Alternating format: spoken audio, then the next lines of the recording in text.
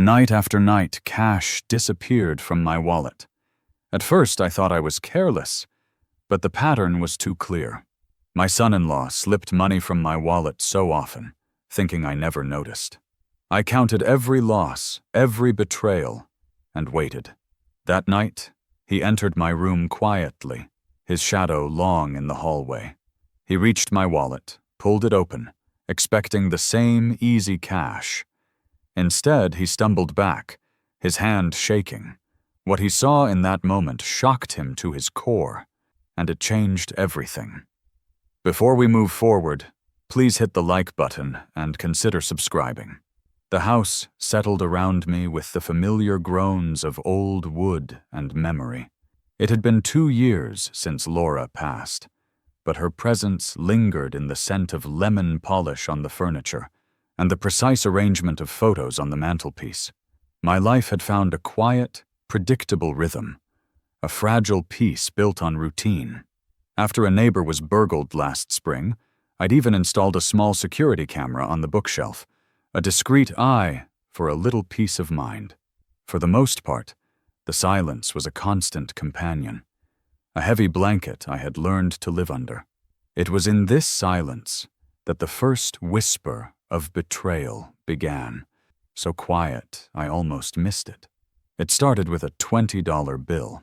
I remembered putting it in my wallet, a worn leather billfold she'd given me for our 30th anniversary, its edges softened by years of use. When I went to pay for groceries, it was gone. I chalked it up to my own carelessness. At 65, the mind plays tricks. A week later, another 20 vanished. Then a 50. The incidents were small enough to be dismissed individually, but together they formed a pattern, a quiet, insistent drumbeat that echoed in the stillness of my home. The self-blame began to fray, replaced by a cold, creeping suspicion. There was only one person, besides myself, who had regular, casual access to my home. The thought was a splinter in my heart, a dreadful, unavoidable suspicion I desperately hoped was wrong.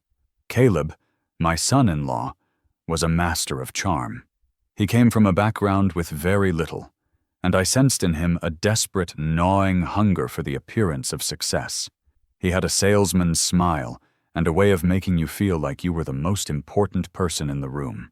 He and my daughter, Eleanor, visited every few days, bringing groceries or just stopping by. Eleanor, my only child, saw him as a protector. For her sake, I had tried to ignore the flicker of something hollow behind his eyes. Now, his attentive gestures felt like a performance. His hand on my shoulder, his concerned questions about my finances, his casual presence in my bedroom to help me with a task. It all took on a sinister new meaning. One Saturday afternoon, I noticed him admiring his reflection in the hallway mirror. On his wrist was a new watch, a sleek silver thing that caught the light. It was a brand I recognized, one well outside his budget. A few weeks later, it was a pair of expensive leather shoes. He claimed he'd gotten a great deal, a story Eleanor accepted without question. She was so blinded by love, so desperate for her happy ending, that she couldn't see the rot spreading under her nose. The injustice of it was a physical weight in my chest. He wasn't just stealing my money, he was exploiting my daughter's trust. That evening, I sat at my desk and pulled out a small black notebook. On the first line, I wrote the date, October 12th, 2024. Beside it, I wrote, $50. I turned the page and wrote the date of the new watch, estimating its cost. The list grew, a quiet indictment. This book was my secret. Showing it to Eleanor was not an option. It would shatter her world, forcing her to choose, a burden I refused to place on her. This was my battle. The act of recording the thefts changed something in me. The fog of grief began to lift, replaced by a cold, hard clarity. This wasn't about the money. This was about respect. He saw me as a relic, a forgetful old man whose pockets could be picked without consequence. He was counting on my silence, on my age, on my love for my daughter to protect him. He had miscalculated. He had mistaken grief for weakness. My plan began to form not as a burst of anger, but as a slow, deliberate construction. The truth had to be undeniable, a public reckoning from which he could not escape. It had to be a lesson etched so deeply into his soul that he would carry the scar for the rest of his life. I chose the following Tuesday. Caleb had mentioned needing to borrow a tool, his usual flimsy excuse to wander the house. The stage was set. I went to my study and opened the bottom drawer of my desk, reaching past old tax returns until my fingers found a small, locked metal box. I removed one specific item, not a formal document, but something far more personal and far more damning. As dusk settled, I sat in my armchair and prepared the bait. I took my wallet and carefully removed every single bill. I took the item from the box and slid it into the main compartment. It fit perfectly. I placed the wallet back on my nightstand in its usual spot. Then I turned off the lamp, plunging the room into near darkness, and moved to the chair in the corner, the one hidden in shadow. And I waited. Tonight, he wouldn't find cash. He would find the truth.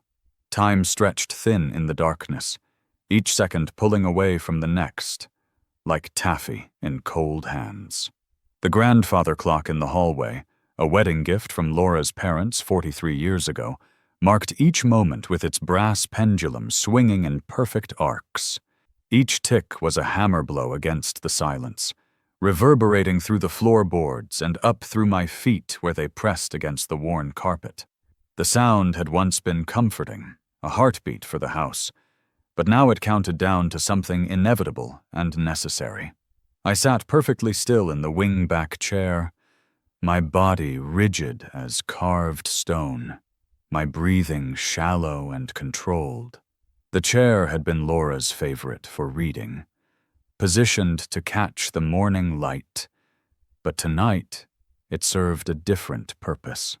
The fabric still carried the faint scent of her hand cream, vanilla, and lavender, a ghost of comfort in the darkness. My hands gripped the armrests, feeling the worn spots where her fingers had rested through countless evenings, the fabric threadbare from decades of use. I was a ghost in my own home, a specter of justice, waiting for a thief who thought himself clever. My heart hammered a steady, cold rhythm against my ribs, not the panicked flutter of fear, but the measured beat of anticipation. Each pulse sent blood through veins that had carried 65 years of life, love, loss, and now, finally, purpose. I wasn't nervous.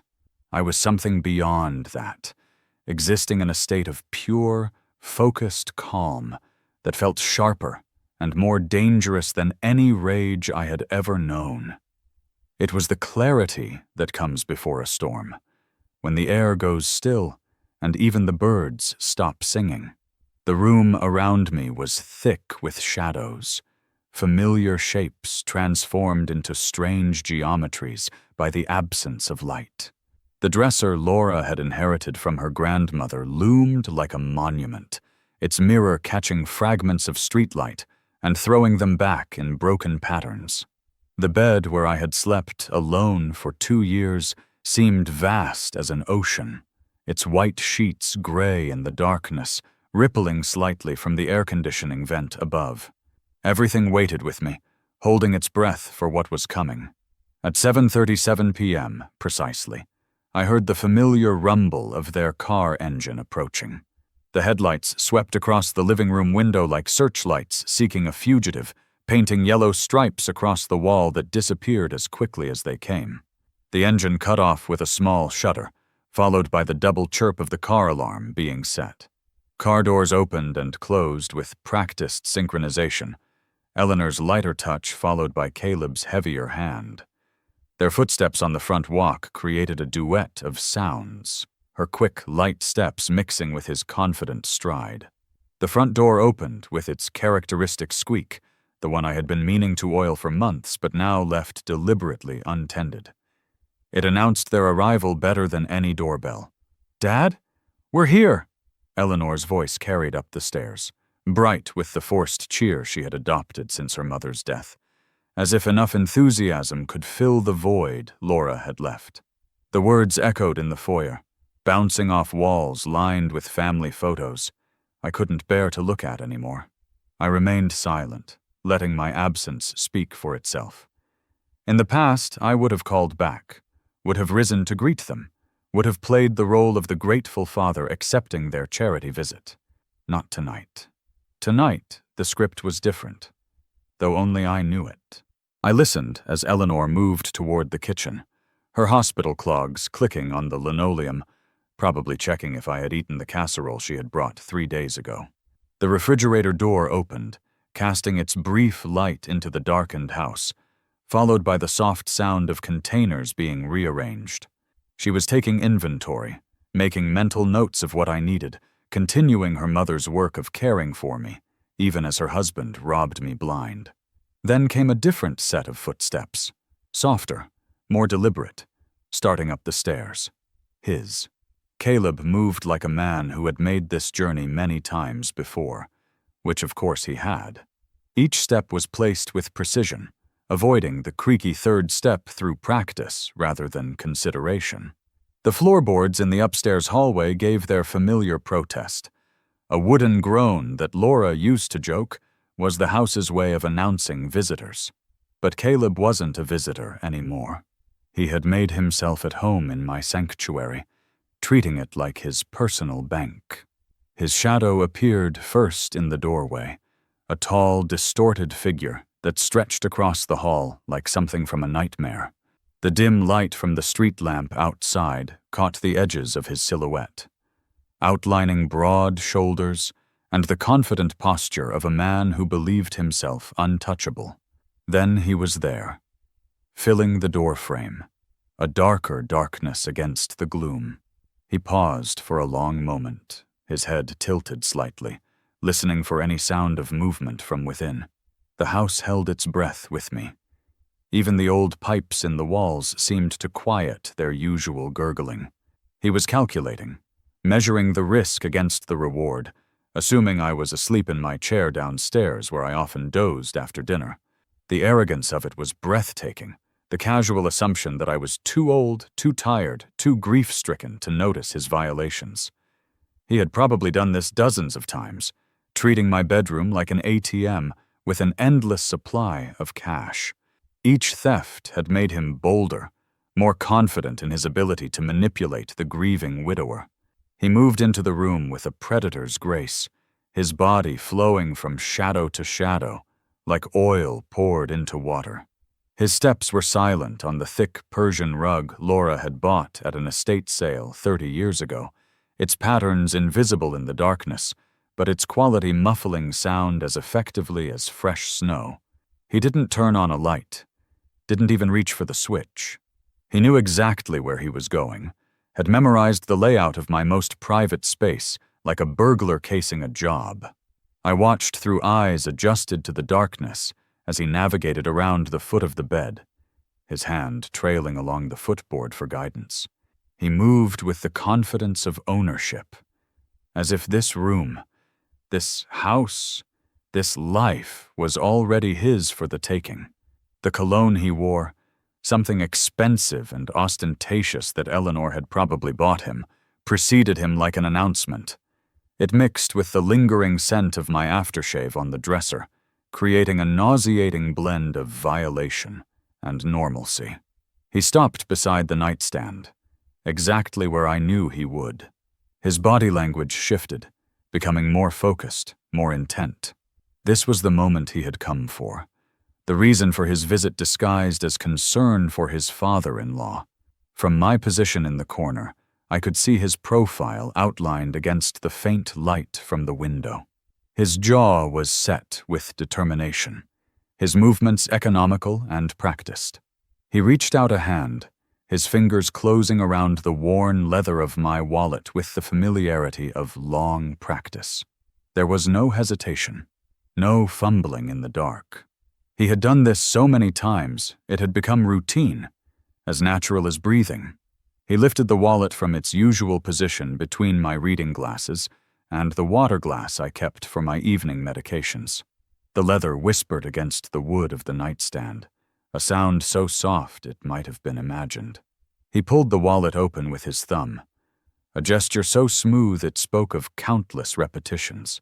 His fingers expertly flicked through the empty cash slots, muscle memory guiding them even in the near darkness. I saw the slight frown that crossed his face when he found nothing, a flicker of annoyance that disrupted his confident mask. His fingers probed deeper, searching the credit card slots, the hidden compartment behind the driver's license where I sometimes kept larger bills. That's when they found it. He stopped abruptly, his hand still inside the billfold, his whole body going rigid like a hunting dog catching a scent. He had felt not the familiar texture of paper money, but something else, something unexpected. His fingers traced the edges of what they had discovered, trying to identify it by touch alone. A look of confusion crossed his face, his brow furrowing as he tried to make sense of this deviation from routine. He pulled the object out slowly, holding it up to catch what little light filtered through the window. It was small, rectangular, laminated. Not a credit card, not a business card, not any of the usual contents of an old man's wallet. His confusion deepened, and I watched as he made a decision that would change everything. He pulled out his phone from his pocket, swiping it open with his thumb.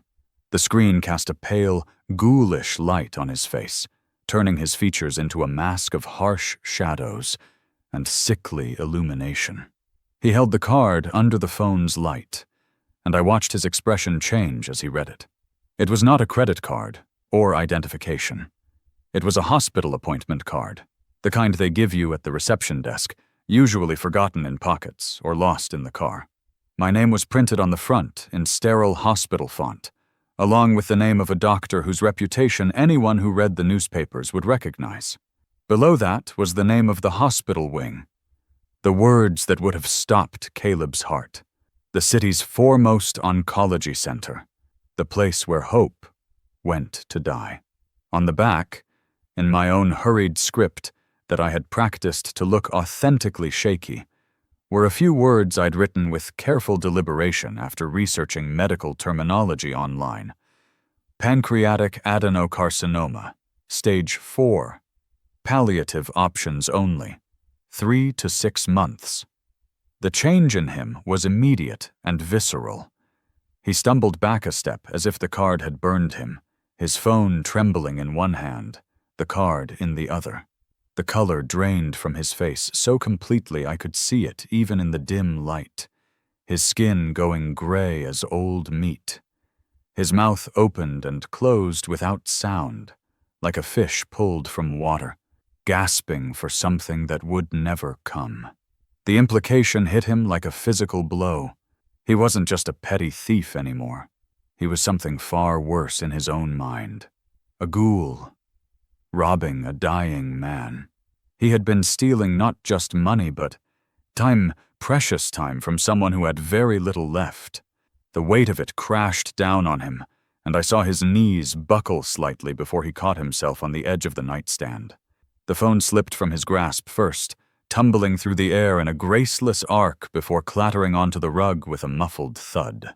The appointment card followed, fluttering from his other hand like a white moth in the darkness, drifting lazily to the floor where it landed face up. The hospital logo visible even in the gloom. His hands hung at his sides, empty and useless, trembling with the realization of what he had become. The silence in the room was absolute, pressing against eardrums like deep water. Even the grandfather clock seemed to have stopped, though I knew it ticked on, marking this moment as it had marked every moment of my life in this house. The air felt thick, hard to breathe, charged with the electricity of revelation. And it was in that perfect, suffocating silence that his terrified gaze finally swept the room, searching for something, anything that might explain or excuse what he had done. His eyes found me. I was sitting in the chair in the corner, my hands resting calmly on the armrests, my posture relaxed but attentive. I had positioned myself so that the streetlight outside backlit me, turning me into a silhouette, a shape more than a person. Our eyes locked across the darkness, and I saw in his the terror of a man who has just realized he's been caught in a trap he never saw coming. He let out a small, strangled gasp, the sound a wounded animal might make. His hand went to his chest, as if checking that his heart still beat. He took another step backward, his heel catching on the edge of the rug, nearly sending him sprawling. The confident predator who had entered my room had transformed into cornered prey, and we both knew it. I let the silence stretch between us like a rope pulled taut, letting him drown in it, letting it fill his lungs and choke him with its weight. Seconds passed like hours, each one adding to his torment. His mouth moved, trying to form words, excuses, lies, but nothing came out. The silence had stolen his voice, his charm, his carefully constructed persona. Then, finally, when I judged he had marinated long enough in his own guilt and fear, I spoke. My voice was low and steady, cutting through the darkness with the clean, sharp edge of a scalpel. Each word was precisely chosen, delivered with the calm of a judge pronouncing the sentence. "Did you find what you were looking for, Caleb?" The question hung in the air between us, simple and devastating. It wasn't accusatory or angry. It was worse than that. It was knowing, patient, as if I had been waiting for this moment all along. His face crumpled at the sound of my voice, the last of his composure shattering like glass. He opened his mouth to respond, but before he could speak, we both heard it. Eleanor's voice, calling up from the bottom of the stairs. "Dad? Is everything okay up there? Caleb?" Her voice was tinged with concern, the worry of a daughter who had already lost one parent and feared losing another. The sound of it seemed to electrify Caleb, jolting him from his paralysis. I watched the transformation happen in real time, fascinating and repulsive in equal measure. The cornered rat vanished, replaced instantly by the performer, the salesman, the man who could sell lies like other men sold shoes. He composed his features into a mask of deep concern, wiping the sweat from his forehead with the back of his hand. He straightened his shoulders, adjusted his collar, and rushed to the doorway just as Eleanor's footsteps reached the top of the stairs. His movements were quick, but calculated, positioning himself to intercept her before she could enter the room and see the scene for herself. "It's okay, honey," he murmured as she appeared, pulling her into a protective embrace that blocked her view of the room. His arms wrapped around her like a cage disguised as comfort. "I'm here. Everything's fine. It's your dad. I heard noises and came up to check. I think he's having another one of his episodes." I watched from my chair as he spun his web with the skill of a master manipulator, his voice taking on that perfect tone of concerned authority he had perfected. He explained that he'd heard concerning sounds and come up to investigate, that he'd found me sitting in the dark making wild accusations. With each word, he painted a picture of a grieving man losing his grip on reality, his mind clouded by sorrow and age. He was a poisoner, dripping his venom into my daughter's ear drop by measured drop, turning her concern for me into doubt about my mental state. Eleanor gently disengaged from his embrace, her nurse's instincts overriding his attempt to control her movement. She walked into my room with the careful steps of someone entering a sick room, her eyes scanning the scene with professional assessment. I saw her gaze fall on the appointment card on the floor near my feet, saw the flicker of recognition as she registered what it was. Her brow furrowed, a question forming in her eyes as she looked from the card to me, to Caleb. But before she could voice the question, before she could piece together the inconsistencies, Caleb was there.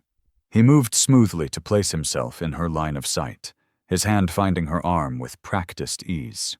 "Honey, let's not overwhelm him," he said, his voice a perfect blend of concern and authority.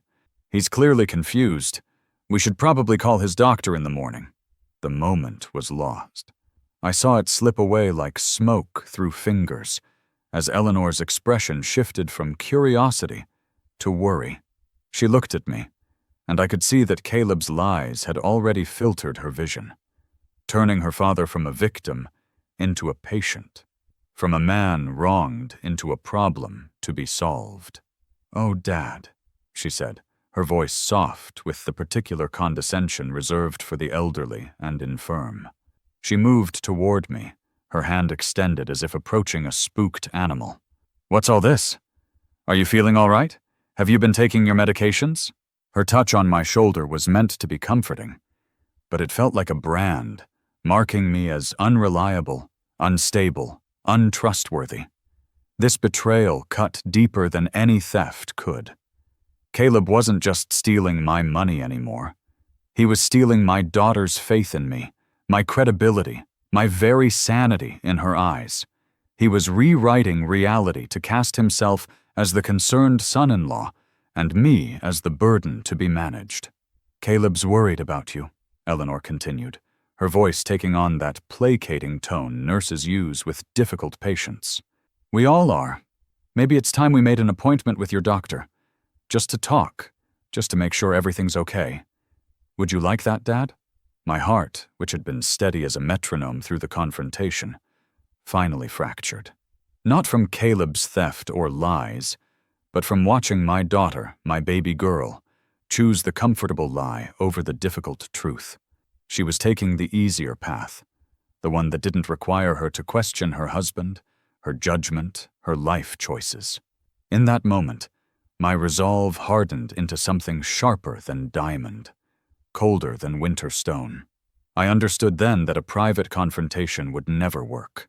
Caleb would spin it, twist it, turn it into evidence of my declining mental state. Every accusation would become a symptom, every piece of evidence a delusion. He had probably already begun planting seeds of doubt about me in Eleanor's mind, casual comments about my forgetfulness, my confusion, preparing for this exact scenario. So I did something that neither of them expected. I let my shoulders slump in defeat, allowed my face to crumple into the mask of a confused elderly man they expected to see. "Maybe you're right," I mumbled, making my voice smaller, weaker, older than my years. "I've just been tired lately. So tired since your mother." I let the sentence trail off, watched the relief bloom on both their faces like flowers after rain. They exchanged a look over my head, a moment of shared understanding that made my stomach turn. In their eyes, the crisis was over, the problem identified and contained. The old man was confused, possibly ill, definitely in need of supervision. Problem solved, narrative confirmed, comfortable lies intact. The silence that followed my question was a physical thing. Caleb stood frozen, stammering clumsy lies about hearing a noise, about checking on me. I let them hang in the air, each one a testament to his character. I rose slowly from the chair and switched on the small reading lamp. The light illuminated the scene, the fallen appointment card, the discarded wallet, and Caleb's face, pale and slick with sweat. I walked to my desk, took out the small black notebook, and held it out to him. He flinched. I opened it to the first page. He saw the neat columns, the dates, the amounts, the undeniable accounting of his betrayal. He swallowed hard. He had no more lies left. It was at that moment we heard Eleanor's voice calling up. "Dad? Is everything okay up there? Caleb?" Caleb's head snapped toward the door. The cornered rat vanished, and the performer took its place.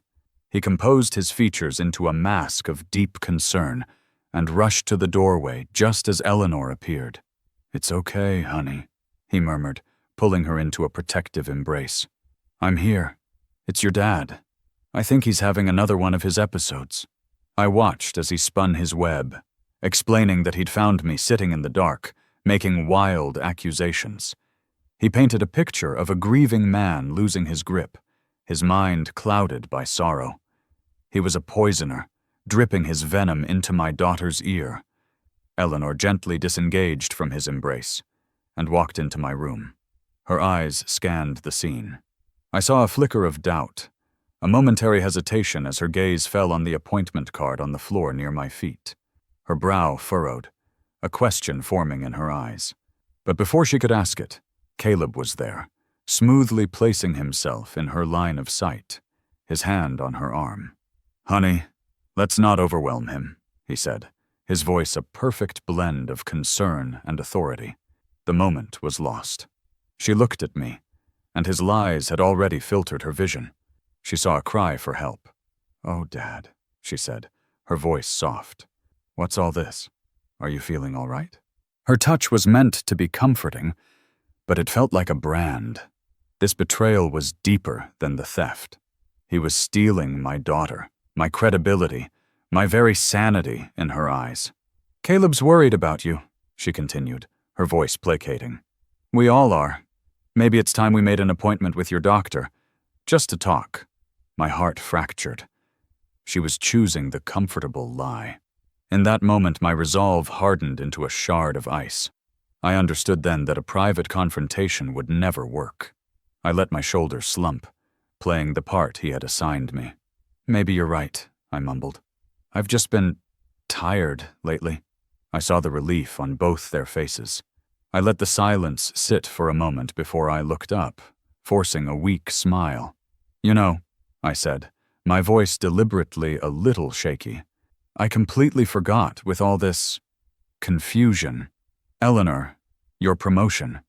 We never celebrated." Her face brightened. "Dad, that's not important right now," I insisted. "No, it is. Laura would have wanted us to. Let me take you both out. Friday night. That new place downtown, the Gilded Lantern. My treat." The Gilded Lantern was one of the most exclusive and most public restaurants in the city. It was the perfect stage. Caleb's eyes lit up. He saw it as a victory lap. After they left, I stood in the silent living room, then picked up the phone and dialed a number I knew by heart. "Donovan," I said. "It's me.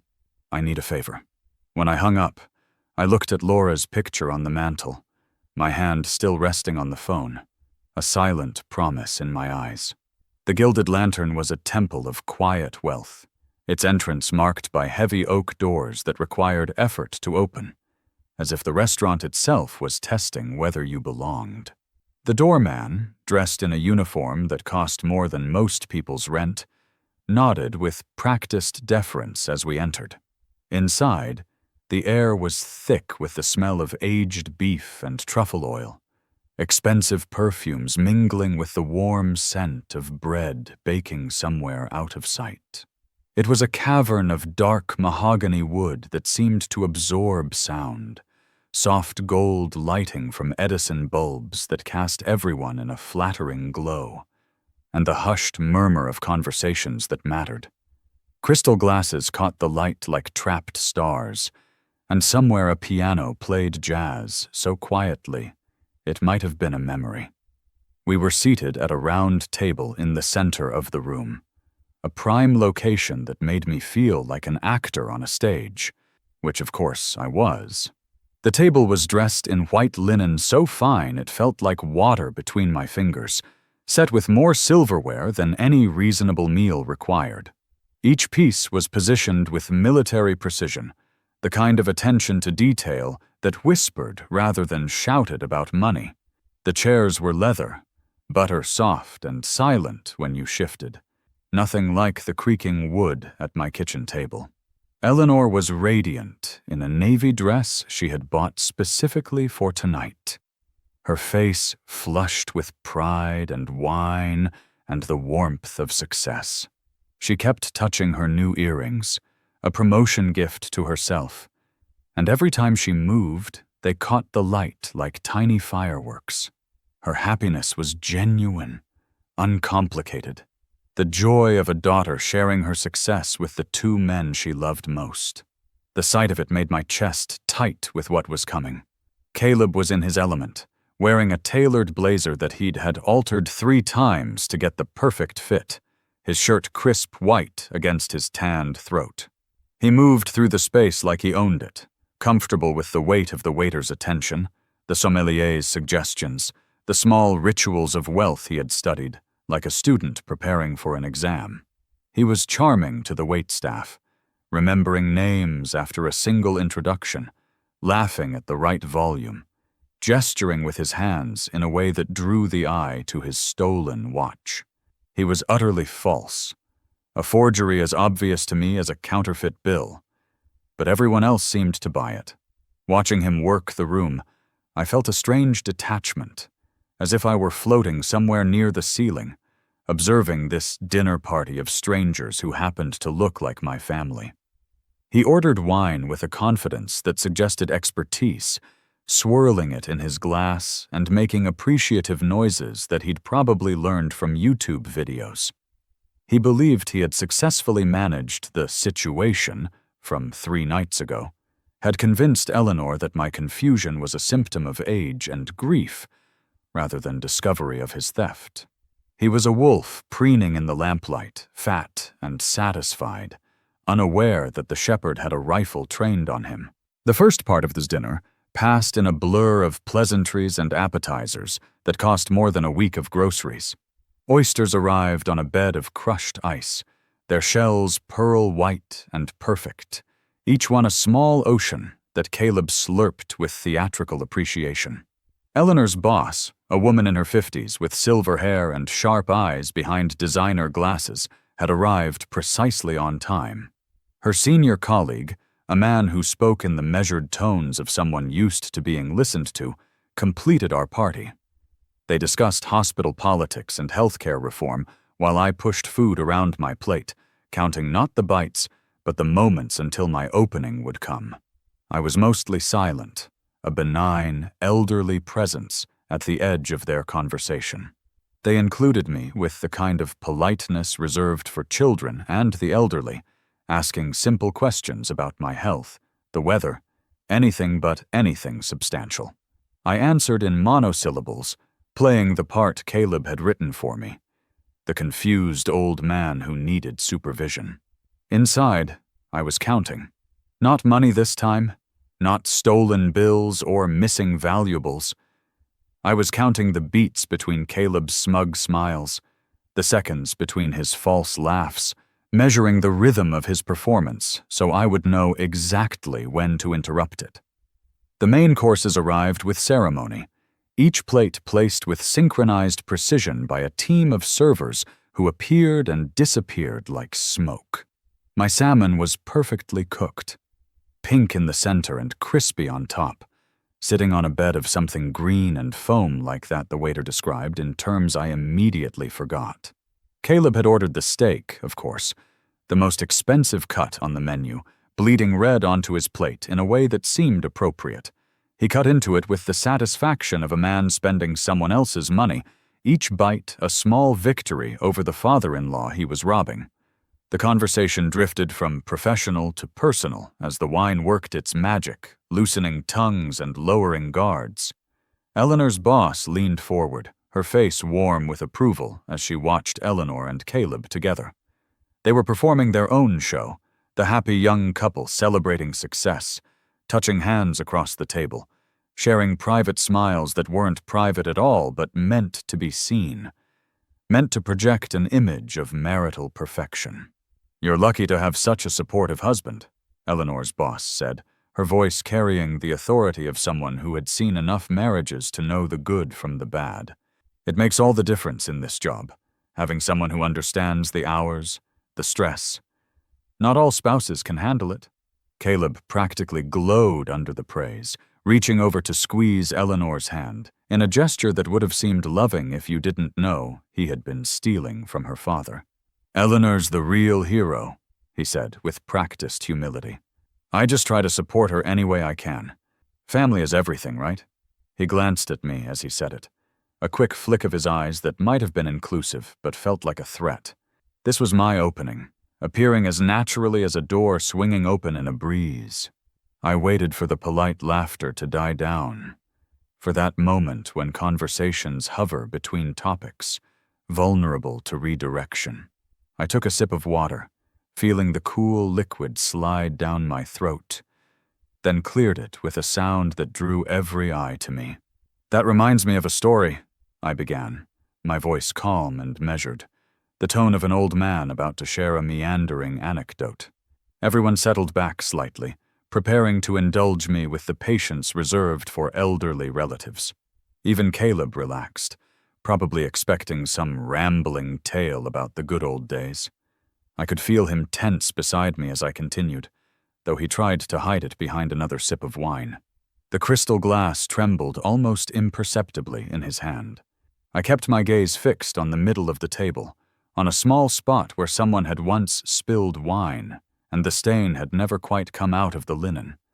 A imperfection in all this perfection. "This friend," I continued, letting my voice take on a storytelling cadence. "He was a widower, lost his wife of 40 years to cancer, pancreatic. Quick, but not quick enough, if you know what I mean." I paused, letting them nod sympathetically. Eleanor's hand found mine on the table, squeezing gently. He had a family he adored, a daughter who was everything to him, and a son-in-law who seemed perfect, successful, charming, everything a father could want for his little girl. The table had gone quiet now. That particular silence that falls when people sense a story is more than just a story. The piano in the background seemed louder, a melancholy tune that might have been planned if I believed in such signs. Caleb's breathing had changed, shorter and shallower, though he maintained his smile like a mask held in place with wire. But this son-in-law, he had a secret appetite. He liked nice things, expensive things, things his salary couldn't quite cover. I lifted my water glass, studying the way the light refracted through it, broken into rainbows. So he started helping himself to my friend's money. Just small amounts at first.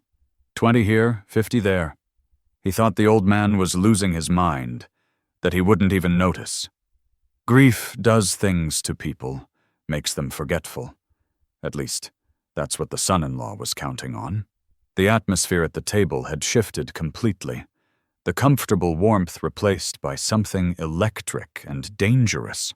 Eleanor's smile had faltered, her eyes darting between me and Caleb with growing concern. Her boss was watching with the sharp attention of someone who had sensed blood in the water. Even the waiter, approaching with dessert menus, seemed to sense the tension, and retreated. I finally allowed my eyes to drift over to Caleb, meeting his gaze directly for the first time all evening. His face had gone pale beneath his tan, and a small muscle was twitching in his jaw, a tell he probably didn't know he had. His hand on his wine glass was white-knuckled, and I wondered if the crystal might shatter under the pressure. "The sad thing is," I said, holding his stare, "my friend was saving that money.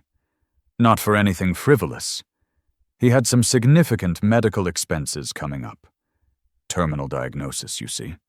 Every dollar the young man stole for a new gadget, a new watch, a new pair of shoes, was a dollar my friend couldn't use for his own care, for his final months." The implication hung in the air like smoke from a snuffed candle, visible and choking. Eleanor's hand had withdrawn from mine, and she was staring at me with a mixture of confusion and growing horror. Her boss had leaned back in her chair, creating distance from the conversation while maintaining rapt attention. The colleague was frozen with his fork halfway to his mouth, a piece of chocolate cake suspended in mid-air. Caleb forced a laugh that sounded like glass cracking under pressure. "Wow," he said, his voice an octave higher than usual. "A little grim for a celebration, don't you think? Maybe we should talk about something more cheerful." He was trying to dismiss it, to redirect the conversation like a magician attempting misdirection. But his hands were shaking too much to pull off the trick. I smiled at him, a thin, cold smile that I had practiced in the mirror that morning. It was the smile of a man with nothing left to lose. "You're right. It is grim," I agreed, my tone conversational. "But you know what they say about truth being stranger than fiction? And speaking of nice things, that's a handsome watch you're wearing, Caleb. Is it new?" The question was a clean, direct jab to the solar plexus. I watched him struggle to breathe normally, to maintain his composure while his world tilted off its axis. "Oh, this?" he said, his hand moving involuntarily to cover the watch, then forcing himself to display it. "Yeah, I got a great deal on it. Friend of a friend. You know how it is." "I do know how it is," I said, reaching into the inside pocket of my jacket with deliberate slowness. The movement drew every eye, held every breath. From the pocket, I withdrew 2 folded sheets of paper, crisp and white, as fresh bandages. I placed them on the white tablecloth next to my plate, with careful precision. The sound they made was barely a whisper, but it landed in the silence like a gunshot. "It's funny how things line up sometimes," I said conversationally, as if discussing the weather. "Coincidences, patterns, the kind of things that make you think." I unfolded the top sheet with the careful attention of someone handling something precious or dangerous. It was a printout from Caleb's social media page, a screenshot I had taken 3 weeks ago.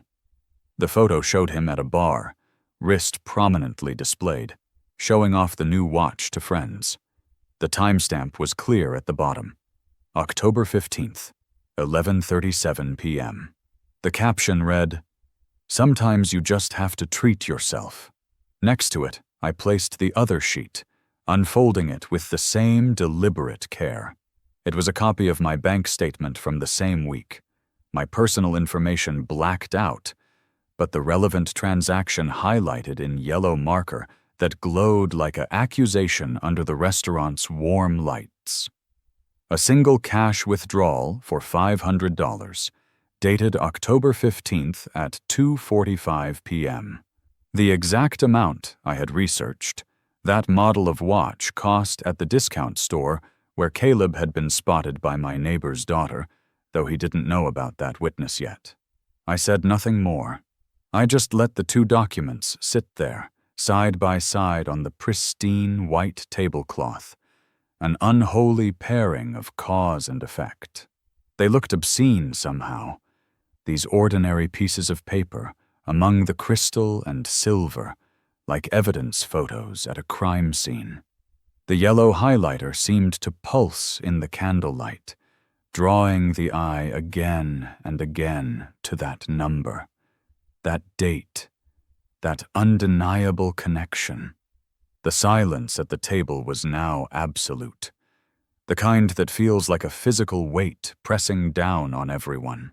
Even the ambient noise of the restaurant seemed to fade away, as if we were suddenly enclosed in a bubble of revelation. Eleanor stared at the papers, her face cycling through expressions like a slideshow of grief, confusion, disbelief, understanding, and finally a dawning horror that made her skin go gray.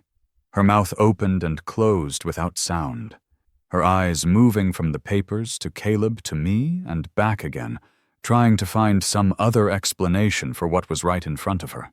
Caleb was breathing heavily now, his chest rising and falling like he'd been running. His carefully styled hair had begun to wilt, a strand falling across his forehead that he didn't bother to push back.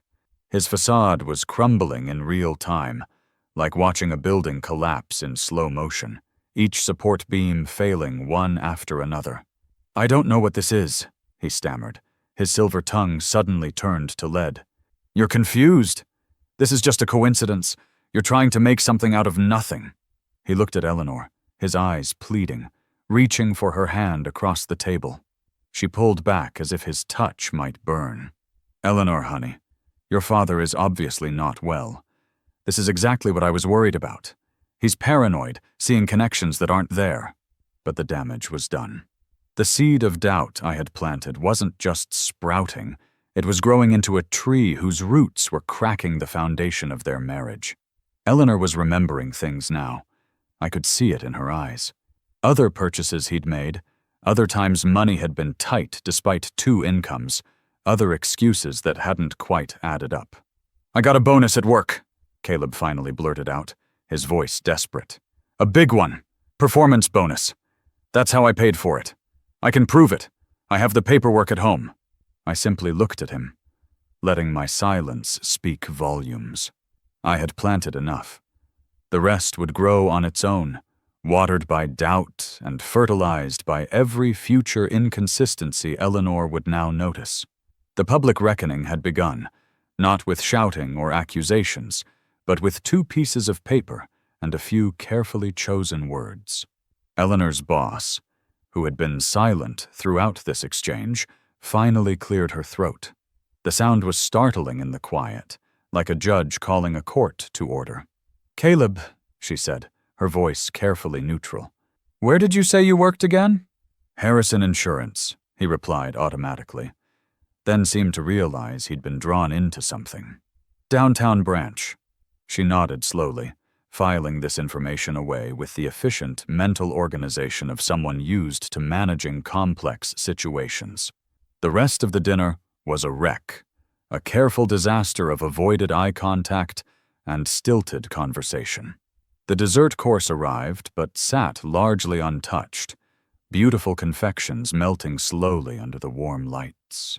Caleb tried twice more to salvage the evening, to spin the narrative back in his favor, but each attempt fell flat. The documents still sat on the table between us, impossible to ignore, like a wound that wouldn't stop bleeding.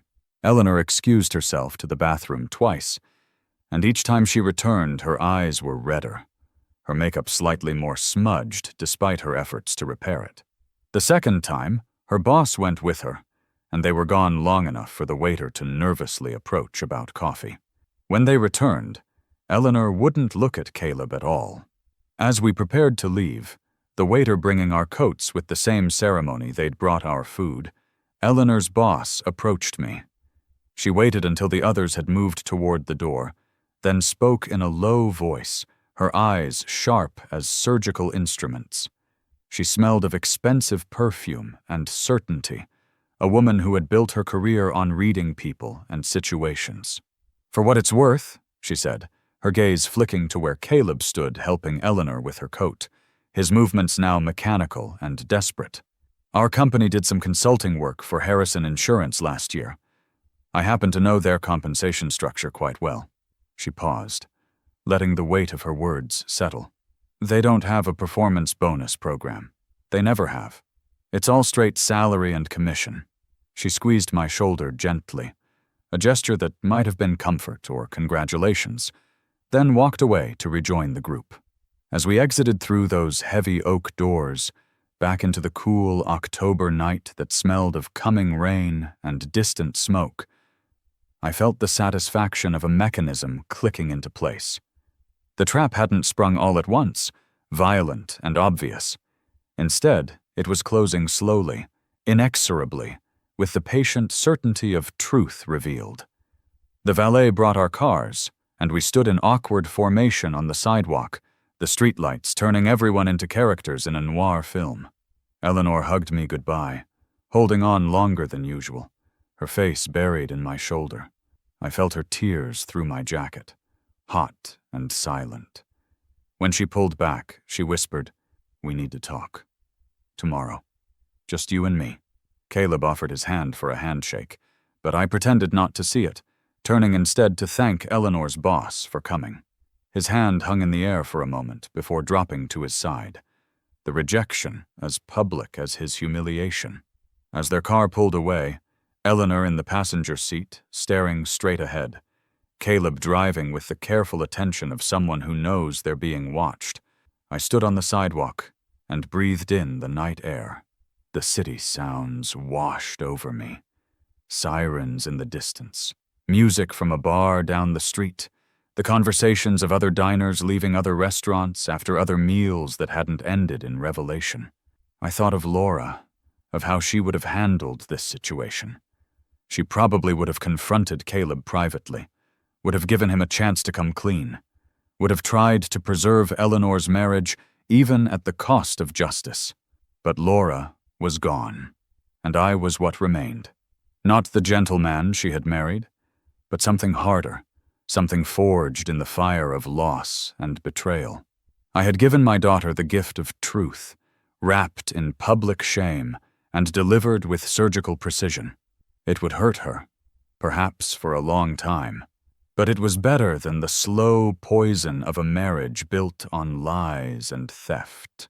Better than waking up one day to find everything gone, including her father's respect. I drove home through empty streets, the radio playing old jazz that reminded me of our first apartment, when Laura and I were young and poor and honest. The house was dark when I arrived, echoing with the kind of silence that had nothing to do with sound and everything to do with absence. But for the first time in months, it didn't feel oppressive. It felt like something else. It felt like justice. The car ride back to their apartment was a dense, suffocating vacuum.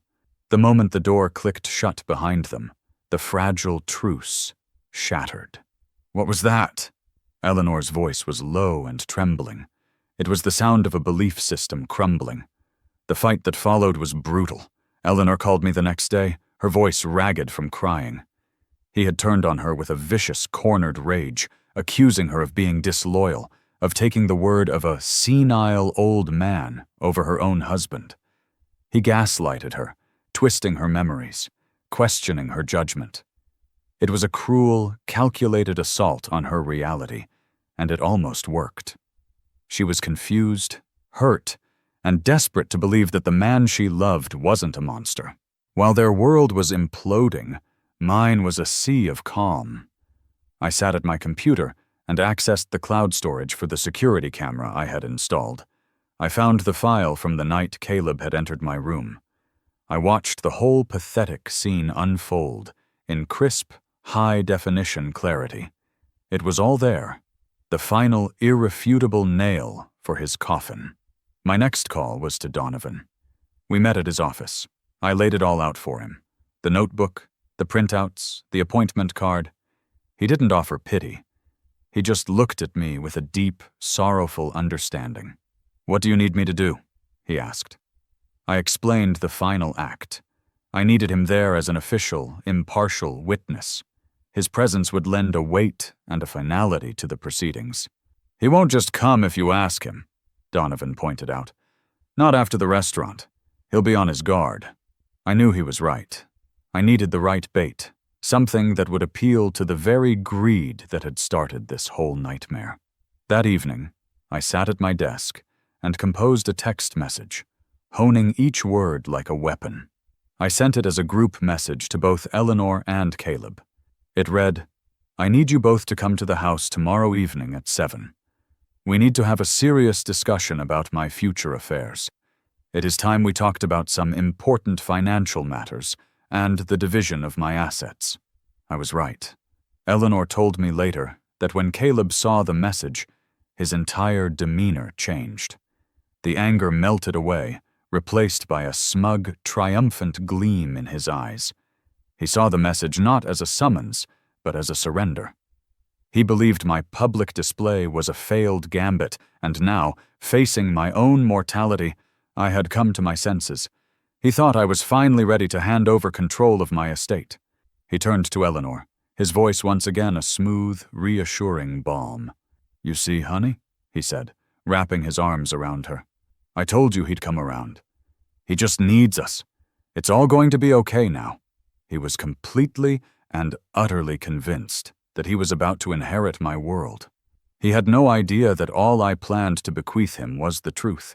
The living room had been transformed into a courtroom of my own design, each piece of furniture positioned with the same precision I once used to arrange tools in my workshop. The heavy velvet curtains, burgundy and thick as theater drapes, were drawn tight against the dying October light, creating a somber, theatrical atmosphere that seemed appropriate for what was about to unfold. The fabric had been Laura's choice 20 years ago, expensive even then, and she had insisted they would last forever. She was right about that, at least. They had outlasted her, and would outlast what remained of this family. My armchair, the leather one Laura had given me for my 50th birthday, was positioned like a judge's bench, its high back facing the window, casting my face in shadow when the lamp hit just right. The leather had aged well, developing a patina that spoke of countless evenings spent reading, thinking, grieving. Tonight it would serve as my throne for one final performance. Facing it was the long sofa, cream-colored and pristine, because we had always been careful with nice things where the accused would sit. The distance between chair and sofa had been measured precisely, close enough for confrontation, but far enough to prevent easy physical contact, to maintain the formality this occasion demanded. A single, heavy armchair was set off to the side for my witness, my old friend, who had answered my call without question. The chair was turned at an angle that allowed its occupant to see everyone's face clearly, positioned like a court reporter who needed to observe every reaction, every tell, every moment when truth broke through deception. The coffee table between them had been cleared of its usual detritus of magazines and coasters, its polished mahogany surface gleaming under the soft yellow light of a single floor lamp. The wood reflected faces like dark water, distorted and strange, which seemed fitting for an evening when masks would finally be removed. The room smelled of lemon oil and old wood, the same scent it had carried for decades, but underneath was something else, something sharp and metallic like the taste of blood in your mouth after biting your tongue. It was the smell of ending things, of final acts, of bridges burning with no intention of rebuilding them. The air conditioning whispered through the vents, set low enough that everyone would feel slightly uncomfortable, slightly on edge. Details mattered in situations like this. Comfort bred complacency, and I needed everyone alert. My friend arrived at 6:30 precisely, his punctuality a remnant of his military service that 40 years of civilian life hadn't erased. He was a solid, reassuring presence in the doorway, filling it with his broad shoulders and quiet authority. He wore a simple dark suit that had seen better days, but was impeccably maintained, his shoes polished to a mirror shine that would have made any drill sergeant proud. He carried a leather briefcase that I knew contained documents that would change everything, papers that represented hours of careful preparation, of planning for this exact moment. "You sure about this?" he asked as I let him in, his voice low enough that it wouldn't carry beyond the foyer. The question wasn't about the paperwork or the plan. It was about whether I was ready to destroy what was left of my family, to burn it all down for the sake of truth. "I've never been more sure of anything," I replied, and meant it. The clarity that had come to me in the darkness of my bedroom, watching Caleb steal from me, had only sharpened with time. This wasn't revenge. This was justice, the kind that courts couldn't provide, the kind that had to be carved out with your own hands. We sat in our assigned positions and waited in companionable silence, two old soldiers preparing for one last battle. The ticking of the grandfather clock in the hall provided a soundtrack, each tick a second of my daughter's innocence being shaved away, each talk bringing us closer to the moment of revelation. It was a merciless countdown to a necessary pain, the clean cut of a surgeon's knife to remove a cancer that had been growing in this family for years. Outside, the wind had picked up, sending leaves scratching across the windows like fingernails on glass. October was ending, and with it would end the illusion of the happy family Eleanor had been desperately maintaining. The seasons were changing, and change, even painful change, was better than slow rot. At precisely 7 o'clock, as reliable as the sunrise, their car pulled into the driveway. The headlights swept across the drawn curtains, creating moving shadows that danced briefly before disappearing. The engine cut off, followed by the sound of car doors opening and closing. Their footsteps on the front path were different tonight. Eleanor's quick and nervous, Caleb's heavy with false confidence. They didn't know what was coming, but they both sensed something. The air itself seemed charged with anticipation. I was already at the door when they reached it, opening it before they could knock, taking control from the first moment. Eleanor looked pale and anxious in the porch light, dark circles under her eyes that her makeup couldn't quite hide. She had been crying recently, the puffiness around her eyes telling the story of sleepless nights and difficult questions. She wore jeans and a sweater, casual clothes that suggested she hadn't known how to dress for this occasion, this unnamed reckoning. Caleb, by contrast, was dressed like he was attending a business meeting, pressed khakis and a polo shirt that still had the store creases. His hair gelled and styled with mathematical precision. He was practically bouncing on the balls of his feet, a wide, predatory smile plastered on his face that didn't reach his eyes. He thought he knew what this was about. He thought I was dying, that I had called them here to discuss my will, to divide up the spoils of a life he assumed had been more successful than I'd let on. The greed in his eyes was naked and ugly. "Come in," I said, my voice giving nothing away. Neutral as Switzerland. Caleb immediately tried to take control, clapping me on the shoulder with false bonhomie that made my skin crawl. His hand was soft and damp, leaving an impression I could feel through my shirt. "Good to see you, Dad," he said, the familial title sitting wrong in his mouth like a lie he hadn't quite learned to sell. "Glad we're doing this. It's important for families to be open about these things." His eyes were already sweeping the room, taking inventory like an appraiser, calculating values and making lists. I watched him note the good furniture, the few pieces of art Laura had collected, the sterling silver candlesticks on the mantel that had been wedding gifts. He was shopping in my home while I still lived in it, already deciding what he would keep and what he would sell. His gaze fell on my friend in the corner chair, and his confident mask slipped for a fraction of a second, revealing something uncertain and worried underneath. He recognized him, of course. In a small city, everyone knew the man who had handled half the divorces in town, who had a reputation for being thorough, methodical, and ruthless when necessary. "Well, this is a surprise," Caleb said, recovering quickly, his salesman's reflexes kicking in. "What brings you here?" My friend stood to shake hands, his grip firm enough to make Caleb wince slightly.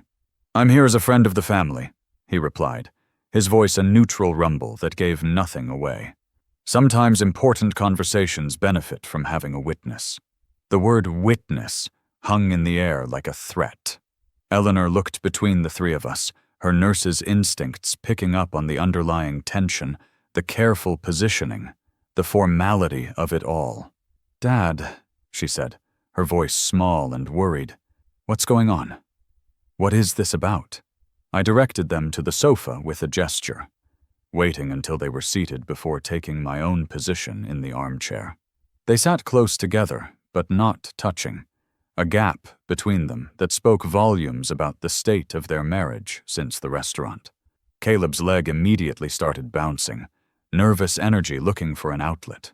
Eleanor sat with her hands folded in her lap, the picture of anxiety. "Before we begin," I said, settling back in my chair, "I want to make something clear. Everything that happens tonight, everything that is said, has been carefully considered. There are no accidents here, no misunderstandings. We are here to deal with the truth, however uncomfortable that might be." Caleb's eyes lit up at the formal tone, misreading it entirely. He thought this was about money, about inheritance, about dividing up an estate he had been mentally spending for months. He leaned forward, eager now, ready to discuss numbers and percentages and timeline. The fool actually thought this was his payday. I didn't start with accusations. That would have been too easy, too expected. Instead, I started with Laura, with the life we had built together brick by brick, sacrifice by sacrifice. I spoke of the small apartment where we had started, how we had saved every penny for a down payment on this house. I told them about the dreams we had shared late at night, when the world was quiet and anything seemed possible, about the values we had built our lives around: honesty even when it hurt, loyalty even when it was tested, trust even when it was difficult. As I spoke, I watched Caleb's face transform from eager attention to barely concealed impatience. His leg was jiggling with increased intensity, creating a rhythmic vibration through the sofa that made Eleanor shift away from him slightly. He was enduring the preamble, waiting for me to get to the numbers, to the bottom line, to what he thought was the only thing that mattered. Laura and I worked our entire lives to build something of value, I said, my voice carrying the weight of decades. Not just this house, though we were proud of it.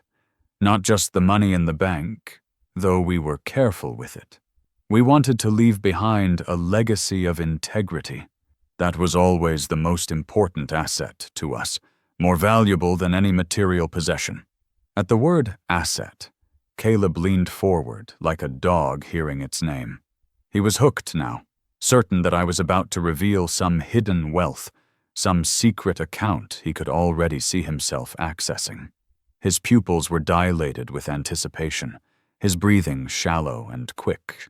The greed was so naked, so obvious, that even Eleanor noticed, glancing at him with a frown of distaste. "And it's because that legacy is so important," I continued, my voice hardening like steel being tempered, "that before we can discuss what I intend to leave behind, we must first have an honest accounting of what has already been taken." The words landed like a slap. Caleb's eager expression froze, then began to crumble at the edges. "Now, wait a minute," he started, his voice taking on that defensive tone liars use when they feel the walls closing in. "If this is about the other night, I thought we agreed you were just confused. We all decided it would be better to move past that misunderstanding." "There is no misunderstanding," I said, cutting him off. "There is no confusion. There is only the truth. And tonight, we're going to see it clearly." I reached for the remote control that I had placed on the arm of my chair, its black plastic surface worn smooth by years of use. The weight of it in my hand felt significant, like holding a weapon or a tool of justice. "I want to show you both something," I said, my voice calm as still water. "Something that will clarify any confusion about what has been happening in this house." I pointed the remote at the large, dark television screen that dominated the wall above the fireplace. Laura had always wanted to put a painting there, something beautiful and timeless, but I had insisted on the television, and now I was grateful for that small victory. The screen flickered to life, the blue glow filling the room with an alien light that made everyone's face look pale and ghostly. The image that appeared was crystal clear, the quality better than I had expected from the small camera hidden among the books. It showed my bedroom from the angle of the bookshelf, a view that encompassed the nightstand, the bed, and most importantly, the doorway. The timestamp in the corner read Tuesday, October 24th, 7:43 p.m. The room on the screen was dark, but the camera's night vision rendered everything in sharp black and white, like an old movie about crime and punishment. The living room was absolutely silent as we watched Caleb's image appear in the doorway on the screen, his silhouette unmistakable, even in the grainy footage. He moved with practiced stealth, each step deliberate and careful, the movements of someone who had done this before many times. We watched him navigate the dark room with disturbing familiarity, going directly to the nightstand without hesitation. Eleanor made a small sound, something between a gasp and a whimper. Her hand went to her mouth, her eyes wide with growing horror as she watched her husband, the man she had chosen to trust with her life, rifling through her father's belongings like a common thief. On the screen, Caleb's hand closed around the wallet, lifting it with the casual confidence of ownership. We watched him open it, his face illuminated by the light from his phone screen as he searched for cash. The camera had captured everything. His frown when he found no money, his confusion when his fingers found the appointment card instead, the way his whole body changed as he read what was written there. The timestamp showed that he stood frozen for almost 30 seconds, the card trembling in his hand, before stumbling backward.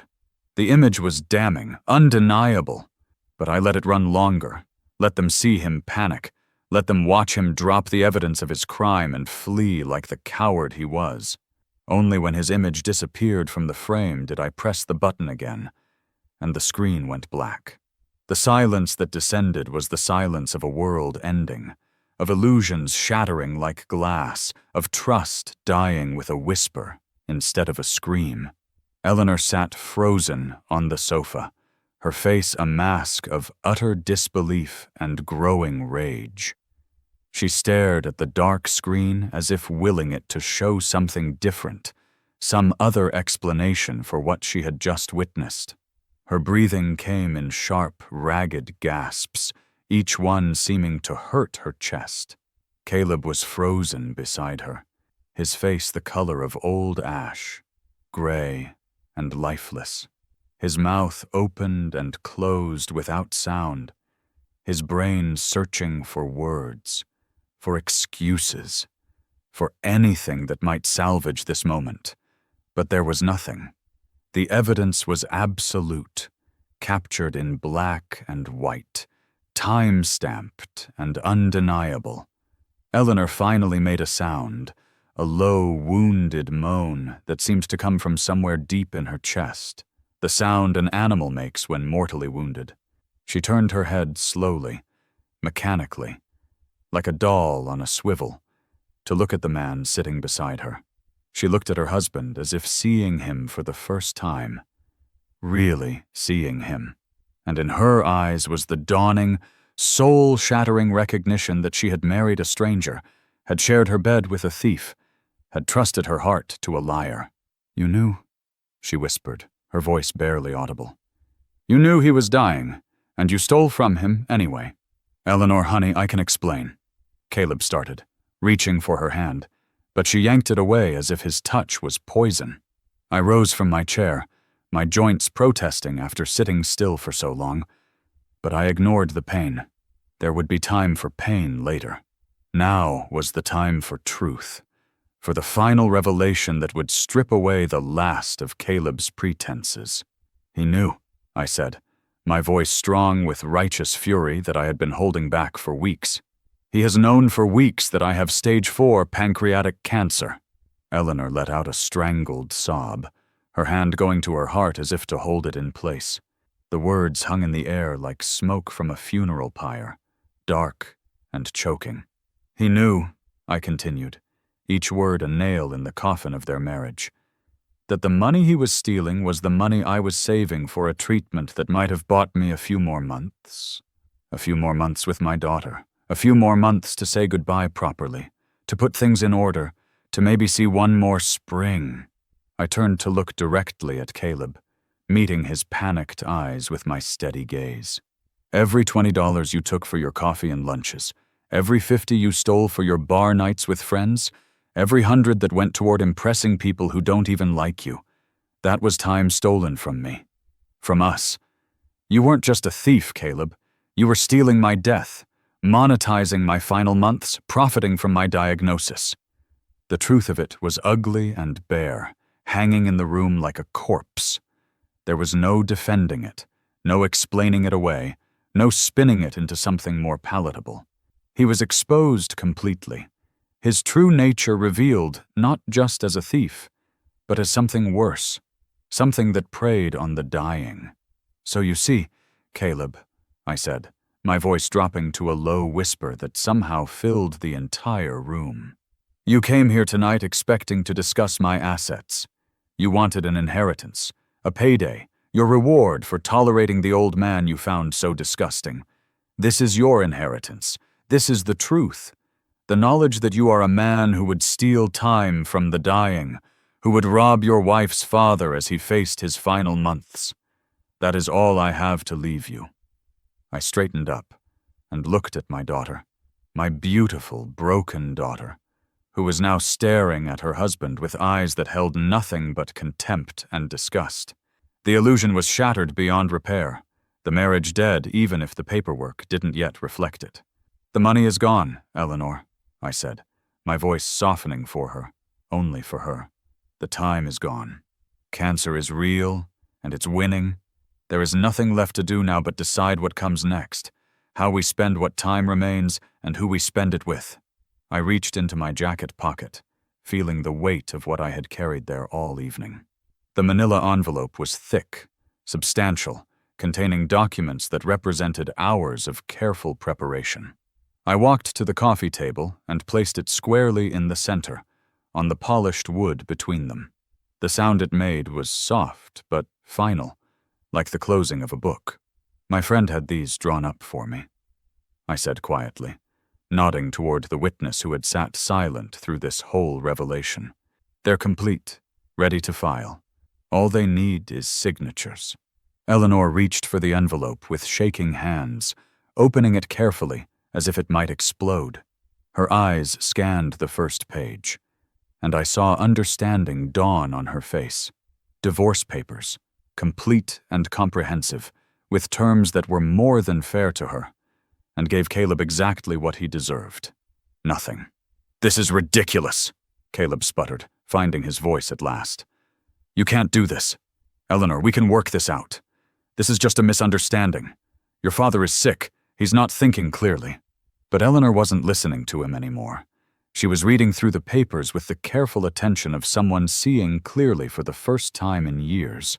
When she looked up, her eyes were red but clear, filled with a resolve I recognized as her mother's. "Get out," she said to Caleb, her voice steady and final. "Get out of this house. Get out of our lives. Get out now, before I call the police and have you arrested for theft." Caleb stood up, his face cycling through emotions like a slot machine looking for the winning combination.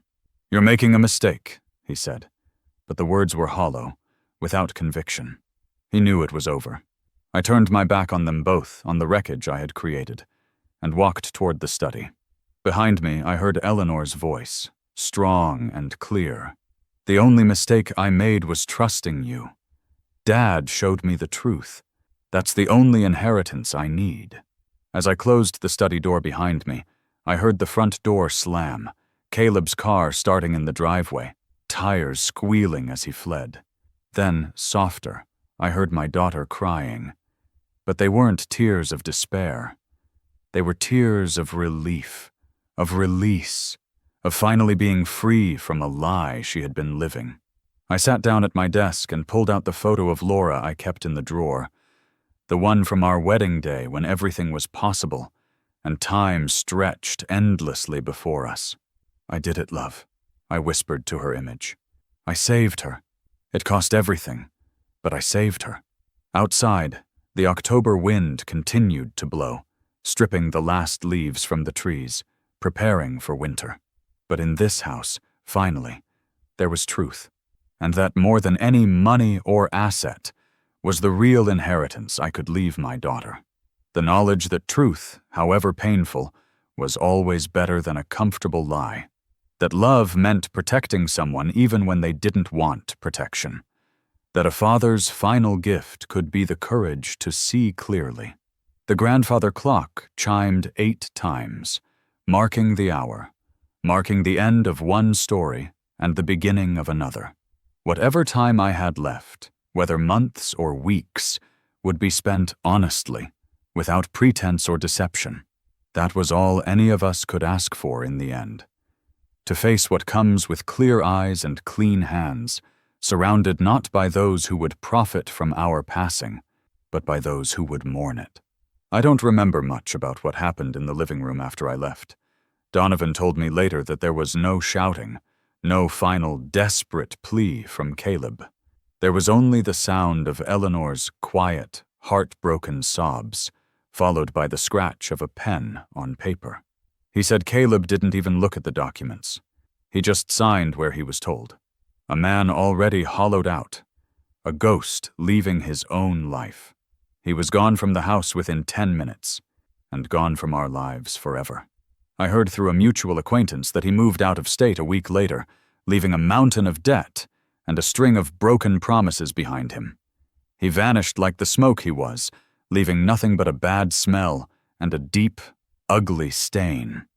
The next few months passed in a strange, bittersweet haze.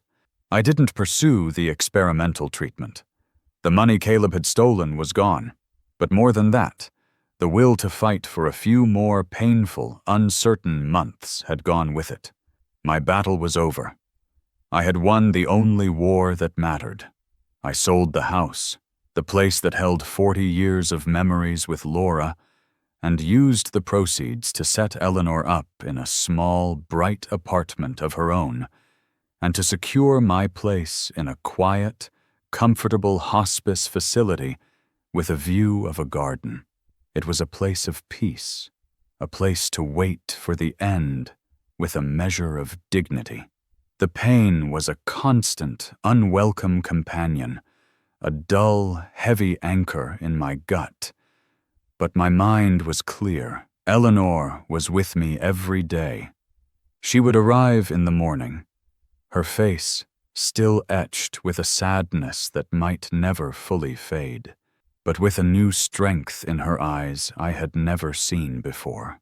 The naive, trusting girl was gone, replaced by a woman who had looked into the abyss and survived. Our relationship was rebuilt in the quiet moments. We didn't talk about Caleb. There was nothing left to say. His name was a scar we both carried, and we tacitly agreed not to touch it. Instead, she read to me from the newspaper, her voice a low, soothing murmur. We watched old movies, the same ones I had watched with her mother. She told me about her work, about the new account she had landed, about the respect she was earning from her colleagues. I could see her healing, her life slowly, carefully, being pieced back together on a new foundation of truth. One afternoon, as a warm spring sun streamed through the window, she was sitting beside my bed, holding my hand. Her hand felt small and warm in my own, which had grown thin and frail. "I'm sorry, Dad," she whispered, her eyes welling with tears. "I'm so sorry I didn't believe you." I squeezed her hand as best I could. "You had a good heart, Eleanor," I said, my voice a dry rasp. "He preyed on that. That's not your fault. It's his." We sat in silence for a long time, the unspoken words of forgiveness and love passing between us. The anger was gone, burned away, leaving only a deep, profound love for the remarkable woman my daughter had become. My world grew smaller with each passing day. The garden outside my window became my landscape, the ticking of the clock on the wall my calendar. I no longer counted the stolen dollars in a black notebook. That accounting was closed. Now I found myself counting other things. I counted the number of roses that bloomed on the bush outside my window. I counted the shades of gold and purple in the sunset. Most of all, I counted the hours I had left with my daughter. Each one was a gift, a precious, unearned jewel. My revenge hadn't bought me more time, but it had bought me this. It had brought me the truth. It had given my daughter back her life, and it had given me a peaceful end, surrounded not by lies, but by the one thing that had ever truly mattered. It was, I decided, a fair trade. He took the money, but I took his future. Was my revenge justified, or did I go too far? Let me know in the comments what you would have done, and please share this story if you believe that some truths, no matter how painful, must be brought to light.